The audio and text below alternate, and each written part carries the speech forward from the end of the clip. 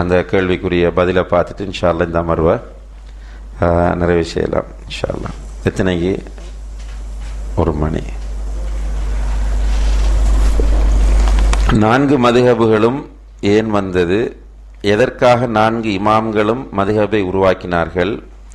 இதனால் மக்களில் பெரும்பாலோர் நபி வழியை பின்பற்றாமல் மதுஹபை பின்பற்றுகின்றனர். தயவு செய்து இது பற்றி தாங்கள் விரிவாக கூறவும் என்று கேட்குறாங்க.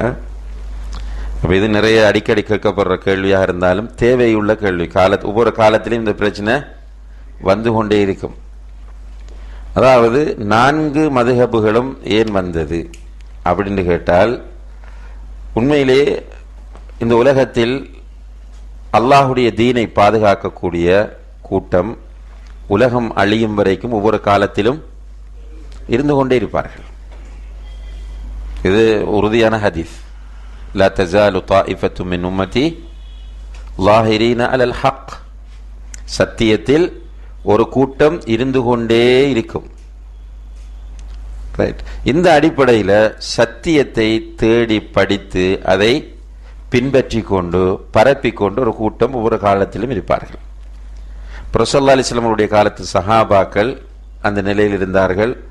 அதில் எல்லோருமே பிடிப்பாக இருந்தாலும் கூட பரப்புகிற விஷயங்களில், கற்றுக் கொடுக்கக்கூடிய விஷயங்களில் ஒரு சிலர் பிரபல்யம் அடைந்திருந்தார்கள். உதாரணமாக இப்னு அப்பாஸ் ரலியல்லாஹு அன்ஹுமா, இப்னு மஸ்ஊத் ரலியல்லாஹு அன்ஹு, அபூ ஹுரைரா ரலியல்லாஹு அன்ஹு, ஆயிஷா ரலியல்லாஹு அன்ஹா, இப்படி சிலர் ஃபேமஸாக இருப்பாங்க. இப்போ இவர்களிடத்தில் போய் மாணவர்கள் கற்பார்கள். இந்த அறிஞர்களிடம் போய் மாணவர்கள் உட்கார்ந்து படிப்பார்கள். அதனால சில இடங்கள்ல இப்போ இப்னு மஸ்ஊத் ரலியல்லாஹு அன்ஹு இப்போ கூஃபாவுக்கு போனாங்கன்னா அங்கே ஒரு கூட்டம் வந்து அவங்கள்ட்ட படிக்கிறதுக்கு உட்காருது. இங்கே மக்காவில் இப்னு அப்பாஸ் ரலியல்லாஹு அன்ஹு இருக்கிறாங்கன்னா அவங்கள்ட்ட போய் ஒரு கூட்டம் உட்கார்ந்து படிக்கிறதுக்கு வருது. அப்போ அந்த இதை அடையாளப்படுத்தும் போது இப்னு அப்பாஸ் ரலியல்லாஹு அன்ஹுடைய மദ്രஸா அது, இது இப்னு மஸ்ஊதுடைய மദ്രஸா, இப்படி அந்த மദ്രஸாக்கள் அடையாளப்படுத்தப்படும். மக்கள் அவங்கள்ட்ட கல்வியை தேடி போவாங்க. இவங்க எல்லாம் போதிச்சது எதை? குர்ஆனையும் சுன்னாவையும் ஹதீஸையும் தான் போதித்து வந்தார்கள்.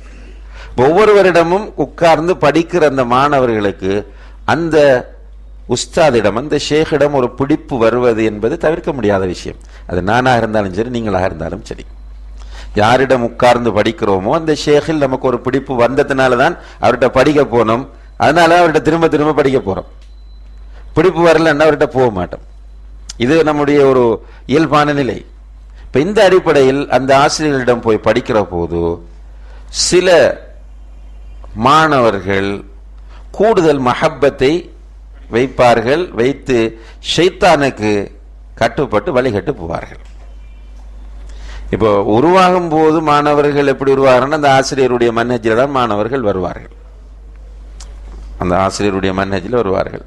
வரும்போது அந்த ஆசிரியர் கொடுத்த மன்ஹஜை சரியாக புரிந்து கொண்ட மாணவர்கள் அதில் தெளிவாக இருப்பாங்க.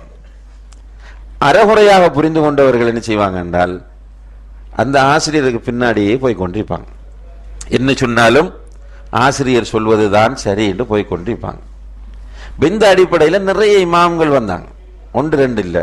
இமாம் உஸாயி, இமாம் சௌரி, இமாம் அபு சுஃபியான், இப்படி நிறைய இமாம்கள், இப்னு சௌர், நிறைய இமாம்கள் வந்தாங்க. ஒவ்வொருவருக்கும் மாணவர்கள் இருந்தார்கள். அந்த சிந்தனை அவர்களை அவர்களுடைய மன்னேஜ் அந்த மாணவர்களில் தாக்கம் செலுத்திச்சு போய்கொண்டுச்சு. ஆனால் அந்தந்த காலங்களில் ஒரு சிலர் கூடுதல் பிரபல்யம் பெற்றார்கள். அதில் அபு ஹனீஃபா இமாம் பிரபல்யம் பெறுகிறார். அவரோடு சேர்ந்து அந்த மாணவர்கள் வரும்போது இமாம் அபு ஹனீஃபா குர்ஆன் ஹதீஸை இலகுவாக மக்களுக்கு புரிய வைப்பதற்காக வேண்டி சில உசூல்களை, சட்டத்தில் சில உசூல்களை உருவாக்கினார். ஃபிக்ஹில் அந்த உசூல்கள், உசூல் என்று சொன்னால் அடிப்படைகளை, சில விதிகளை உருவாக்கினார். அந்த விதிகளை அவர்களுடைய மாணவர்கள், ஸ்பெஷலா இமாம் முஹம்மத், அபு யூசுப் போன்றவர்கள் அதில் கூடுதல் இன்ட்ரெஸ்ட் எடுத்து அதை மக்களுக்கு போதிப்பாங்க. போதிக்கும் போது என்னுடைய மதுஹப் என்று இமாம் டிக்ளேர் பண்ணல, ஹனஃபி மதுஹப் என்று. இமாம் அபு ஹனீஃபா ரஹிமஹுல்லாஹ் அவர்கள் இது என்னுடைய மதுஹப் என்று அவர்கள் டிக்ளேர் பண்ணல. டிக்ளேர் பண்ணினது யாரு? மக்கள் வந்து சொன்னாங்க, எங்களுடைய இமாம் அபு ஹனீஃபா இப்படி சொல்லியிருக்கிறாங்க, இமாம் அபு ஹனீஃபா இப்படி சொல்லியிருக்கிறாங்கன்னு Imam Abu Hanifa Abu Hanifa அபு ஹனீஃபான்னு திரும்ப திரும்ப சொல்லும் போது என்ன வருது மக்கள் மத்தியில்? அந்த இமாம் அபு ஹனீஃபா அந்த வேயை பின்பற்றணும் என்ற உணர்வு வருது. எனவே பின்னால வந்தவங்க அதை அடையாளப்படுத்தும் போது என்ன சொன்னாங்க? ஹனஃபி மதுஹப் என்றார்கள். இது மாதிரி தான் ஒவ்வொரு மதுஹப். இமாம் மாலிக் அவர் வந்தார், இமாம் ஷாஃபிஇ, இமாம் மாலிக்குடைய மாணவன் தான் இமாம் ஷாஃபிஇ. இமாம் மாலிக் கிட்ட உட்கார்ந்து படித்தவர். ஆனா இமாம் மாலிக் கிட்ட உட்கார்ந்து படித்ததில் இவர் கொஞ்சம் கூடுதல் விவரம் உள்ளவர் என்பதனால இமாம் மாலிக் கண்மூடி பின்பற்றல. இவர் தனியே வந்து இவர் சில விஷயங்களை குர்ஆனிஸை பின்பற்றதுக்கு புரிந்து கொள்வதற்கு காட்டினார். எனவே இமாம் ஷாஃபியுடைய பேர்ல ஒரு மதுஹப் தோற்றம் பெறுகிறது. அதே போல இமாம் அஹ்மது யார மாணவன்? இமாம் ஷாஃபி ரஹ்மத்துல்லாஹுடைய மாணவன். அவர் விவரம் கூடினவர் என்றதால் அவர் ஷாஃபிக்கு பின்னால போகல, அவர் தனியே வந்தார். எனவே அவர்கிட்ட உட்கார்ந்த மாணவர்கள் அவருடைய பேரில் ஒரு மதுஹபை உருவாக்கினாங்க. ஆனா எல்லா இமாம்களும் என்ன சொன்னாங்க? இதா சஹல் ஹதீத் வஹுவ மதுஹபி, ஹதீஸ் சஹீஹாக வந்தால் அதுதான் என்னுடைய மதுஹப் என்றார்கள். அவங்க ஒரு காலமும் ஒரு கருத்தில் பிடிவாதமாக இருக்கவில்லை, என்னுடைய கருத்து தான் சரி என்று சொல்லவில்லை. இமாம் ஷாஃபி சொல்லுவார்கள், ரஇ சவாபுன் யஹ்தமிலுல் ஹதா, நான் சொல்லக்கூடிய கருத்து சரியானது, ஆனால் தவறுக்கும் வாய்ப்புண்டு. வரஇ கைரி ஹதஉன் யஹ்தமிலுஸ் ஸவாப், மற்றவர்களுடைய கருத்து தவறானது, எனக்கு மாற்றமா சொல்லக்கூடியவர்களுடைய கருத்து தவறானது, ஆனால் அதில் சரி இருப்பதற்கும் வாய்ப்பு இருக்கிறது. எவ்வளவு அருமையான வார்த்தை என்று பாருங்க. இமாம் அஹ்மத் சொல்றாங்க, எனக்கு நினைவிருக்கிறது, அவர் சொல்றார், 40 வருடங்கள் தொழுத தொழுகையில் என்னுடைய உஸ்தாதாகிய இமாம் ஷாஃபிக்காக துஆ செய்யாமல் நான் தொழவில்லை. 40 வருஷம். இந்த ஒரு அண்டர்ஸ்டாண்டிங் அவங்கள்ட்ட இருந்துச்சு. ஆனா பின்னால வந்த மக்கள் அவர்களுடைய புரிதலுக்கும் அறிவு தரத்துக்கும் ஏற்ப அவர்கள் செல்ல ஆரம்பித்தார்கள். நிறைய பாமர மக்கள் இருக்கிறாங்க, அவங்களுக்கு புரியாத ஒன்றும், அவங்க அவரை நம்புவாங்க, அவருக்கு பின்னால போவாங்க, என்ன சொன்னாலும் அவர் சொல்றதை செய்வாங்க. அவர் நஞ்சு குடிக்க சொன்ன நஞ்சியை குடிப்பாங்க, நஞ்சு இல்லைண்டா இல்லைன்னு சொல்லுவாங்க. ரைட், அவர் என்னது சொல்றாரோ அதுதான் சரி என்று விவாதித்து கொண்டிருப்பார்கள். இது மாணவர்களுடைய நிலையை பொறுத்தது. எனவே இந்த இமாம்கள் வந்து மார்க்கத்திற்கு நிறைய சேவை செய்தவர்களை தவிர மார்க்கத்திற்கு இவர்களால் எந்த உபத்திரமும் ஏற்படவில்லை.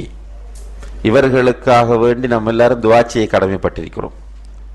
இந்த இமாம்கள் இவ்வளவு ரிஸ்க் எடுத்து முயற்சியில் என்றால் இந்த மார்க்கம் சரியான வடிவத்தில் நமக்கு கிடைத்திருக்காது. அல்லாஹ்வுடைய சுன்னத் என்ன? இப்படி வந்து கொண்டே இருப்பாங்க. ஒரு கூட்டம் இருந்து கொண்டே இருக்கும் என்றால் எப்படி ஒரு கூட்டம் உருவாகி கொண்டே இருக்கு. நம்ம என்ன செய்தாலும் சரி சத்தியத்தில் ஒரு கூட்டம் இருந்து கொண்டிருப்பார்கள். இந்த 4 இமாம்களும் அஹ்லு சுன்னா வல் ஜமாத்தை சேர்ந்த இமாம்கள். நம்ம ஏற்கனவே குறிப்பிட்டது போல அவர்களோ அவர்களுடைய மாணவர்களோ வந்து இந்த தௌஹீதை சரியான முறையில் தான் மக்களுக்கு எடுத்து சொல்லியிருக்கிறார்கள். கொள்கையுடைய விஷயத்திலும் ஒரு சில விமர்சனங்கள் தவிர பெரும்பாலான இடங்கள் அவர்களுடையது தெளிவானதாகவும் உறுதியானதாகவுமே இருக்கிறது. இதை வைத்துக்கொண்டு சுன்னாவுக்கு இது பாதகமானது எதிரானது என்ற கருத்தை கொடுக்கக்கூடாது. இதை உருவாக்குகிறவர்கள், அதாவது சுன்னாவுக்கு மாற்றமானதாக மதுஹபை காட்டுகிறவர்கள் தான் நல்ல இடத்துல குற்றவாளிகள். நீங்க இமாம்கள் ஏன் கருத்து வேறுபாடு பட்டார்கள் என்பதை பார்க்கும்போது சுன்னாவில் உள்ள அக்கறையினால் தான் அந்த கருத்து வேறுபாடு வந்திருக்கு. சுன்னாவில் இருந்து மனிதர்களை தூரமாக்குறதுக்காக கருத்து வேறுபாடு படல் இன்றைக்கு செய்கிறது போல. இன்றைக்கு சதி செய்கிறார்கள், சுன்னாவில் இருந்து மக்களை தூரப்படுத்த வேண்டும் என்பதற்காக சதி செய்கிறார்கள், இமாம்களை திட்டிக் கொண்டு. ஆனால் அந்த இமாம்கள் சுன்னாவை பாதுகாக்க வேண்டும் என்பதற்காக வேண்டித்தான் அந்த ஏற்பாட்டை செய்தார்கள். எனவே இமாம்களை பற்றிய தப்பு அபிப்பிராயங்கள் நம்முடைய உள்ளங்களிலிருந்து களையப்பட வேண்டும். அவர்கள் இந்த தீனுக்காக நிறைய ஹிதுமத் செய்தவர்கள், சேவை செய்தவர்கள். அவர்களுடைய சேவையின் பரக்கத்தினால் தான் இன்றைக்கு நாம் சரியான குர்ஆனையும் ஹதீஸையும் புரிந்து கொள்ள முடிகிறது.